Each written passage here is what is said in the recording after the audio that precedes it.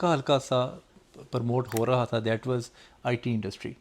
جی یا تو لوگ فوج میں جاتے تھے یا بیوروکریسی میں جاتے تھے، بس یہی 4-5 شعبے ہوا کرتے تھے، ویل نون. اور انہی کی لوگ پیرنٹس خواہش بھی کرتے تھے جی کہ اسی میں جانا ہے.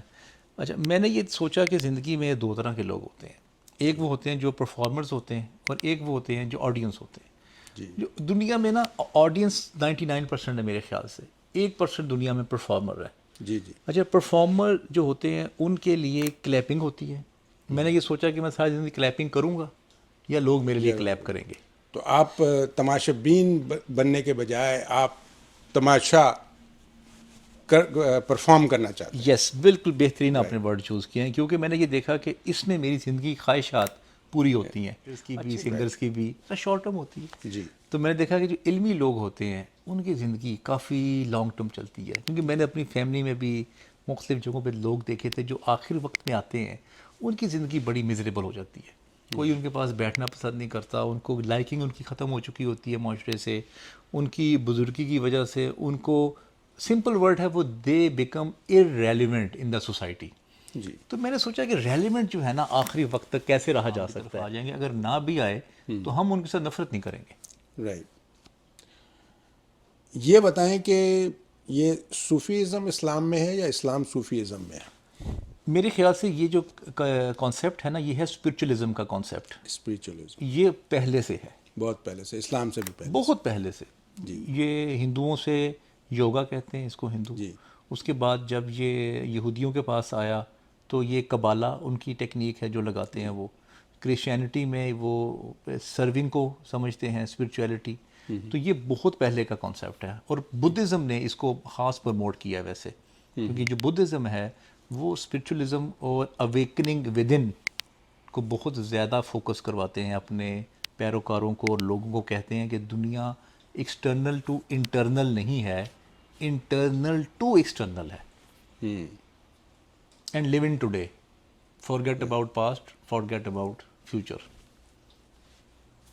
لیو in the present. Live in the present moment. Okay جی اگر آفس کا بھی آپ اسٹرکچر دیکھیں، اگر آپ ٹائم کی پابندی نہ رکھیں گے تو آپ ایک ٹائم ایسا آئے گا کہ people will free, they will feel free, اور اتنا وہ ایزی ہو جائیں گے کہ وہ لیوریج لیتے جائیں گے. تو نرمی اور محبت یہ دونوں کے ساتھ آپ کو کنسیپٹ چلانا پڑتا ہے، تبھی پروڈکٹیوٹی نکلتی ہے آپ میں. ہاں، بھلائی کی کہا جاتا ہے. ہیلپ کا مطلب یہ ہوتا ہے کہ ایک کمتر ہے اور ایک کے پاس پاور ہے، پاور ہے. تو وہ اس کی ہیلپ کر رہا ہے. مومنٹس کو، جرنی کو انجوائے کرنا چاہیے. اچھا تو کوئی بھی منزل نہیں ہے، ہر منزل ایک راستہ ہے. اسی طرح میں جب لنڈن گیا فرسٹ ٹائم تو مجھے بڑا فیسینیٹ کیا، کیونکہ لنڈن تو کیونکہ ہم پہ انہوں نے راج کیا ہوا ہے، ہاں تو ہر انسان کی، پاکستان کی خواہش ہے کہ وہ لنڈن ضرور جائے. بالکل. تو میں لنڈن گیا تو مجھے بڑا اچھا لگا وہاں جا کے. وہاں کا انوائرمنٹ، موسم خاص طور پہ، کیونکہ ہم گرم مرطوب علاقے سے تعلق رکھتے ہیں، جہاں پہ ہمیں ٹھنڈ اور بارش ملتی ہے ہمیں بڑی خوشی ہوتی ہے. جیسے اب نیو یارک میں ہم بیٹھے ہیں، یہاں پہ تقریباً 100 یا 120 دن بارش ہوتی ہے. جی تو بارش آپ کے لیے فیسینیٹنگ نہیں ہے، آپ کے لیے دھوپ فیسینیٹنگ ہے. جی ہاں.